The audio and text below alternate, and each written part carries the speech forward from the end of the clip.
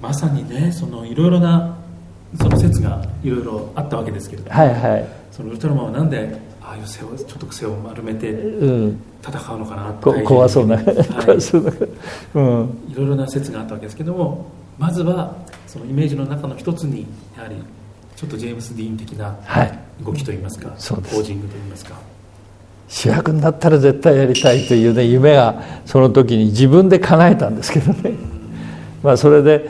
あの形を OK してくれたのがね、やっぱりその現場にいたスタッフの、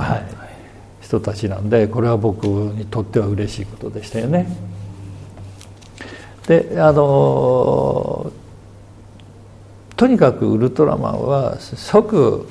戦うだけじゃないというね、そういうのが僕自身の演技プランにありましたからね。であれが非常に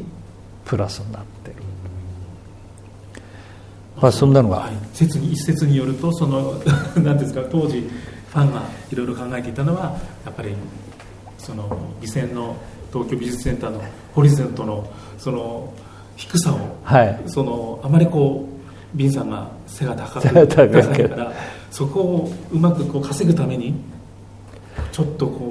前傾姿勢になってるんじゃないかみたいな説もありましたけれども、それはあるんですよ。それはね、高野さんがカメラですからね、まだと初期の本当に撮影入ってこの形でいいんだけど、ビンちゃんそれだと、切れるから、だからもうちょっと背中丸めてもうちょっと沈んでくれるっていう、それであの形になったんです。だから高野さんとジェームス・ディーンの合作ですね。なるほどなるほど。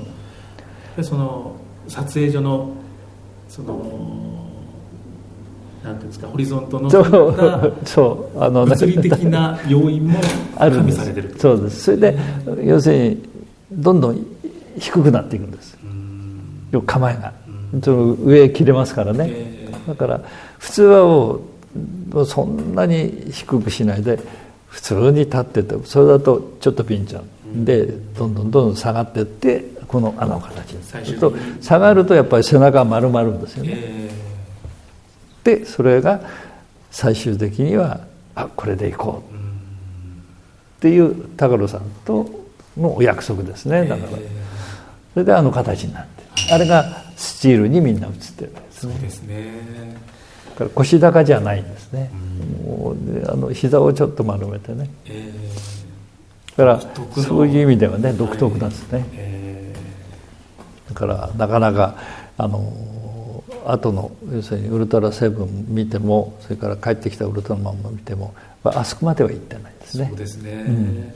ですから最初のウルトラマン、初代ウルトラマンを後々の、再現するときに、昭和時代はあまりなかったんですけれども、平成になって初代ウルトラマンがなんていうんですかね、リメイクといいますか、他の作品で登場するシーンにはちょっとそれを意識した振り付けといいますか、ちょっと前傾姿勢になった姿っていうのを取り入れたりしてますよね。そうですよね。差別化のために。もうだからそういう意味ではやっぱりちょっと身長が高かったのもあったんでしょうね。低くしてっていうね、それがいい形になったと思います。ですからウルトラマンも油断すると怪獣にかなり最初から結構ピンチな戦いっていうのがいくつか。そうですそうです。第1話のベムラー、放送第1話のベムラーから結構苦戦しますし、大変でしたからね、そういう意味だよね。ただあと約束事でね、飯島監督が要するにファイティングポーズやるときにボクシングスタイルはすごい人間的になるんですね。グーっていうのはすごい人間的になると、人間的でボクサーがサウスポーでもとにかくグー握ってると人間的になるんで、これはビンちゃんやめた方がいいね、それはね飯島さんから。だからいつも軽くは握ったりしてますけど、本来はもうみんなグーパーなんです。力入れてないパーなんですね。確か初期ですとレッドキングじゃないですね、ラゴンの会の戦いでちょっと握りやってますよね、だからそれもねやっぱりあんまり良くないからね、ほとんどグーはねなきにしたんですね。そうですね、それも意外なポイントなんですよね。そうですね、だからセブンはグーが多いですからね、まあ、それで後に帰ってきたウルトラマンを演じる菊池英一さんは、グーパーで行ったっていう、そうでしょうねウルトラマンとウルトラセブンを取り入れたと両方、だと思いますよ。だから最初にやった僕はその握りっていうのはあんまり飯島さんの方からね言われてますので極力やめましたね。なるほど。やっぱりボクシングより僕自身は空手、東宝に当時空手道場があったんですよ、でそこに先輩高木先輩というね俳優さんが A クラスの俳優さんがいて、その方が師匠で、あと怪獣によく入った関田さんっていう方がいらして、この方は B2 同じ控室に入っている方なんですけど、その方が高木さんがいない時は指導してくれる。で僕らが行ってで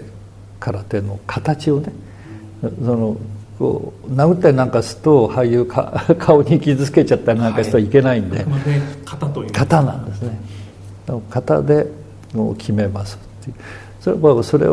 が僕通ってましたんでね、まあそれがウルトラマンに良かったろうと。そうですね、前の配信でもねちょっと力道山の力道山出てきましたけれども、やはり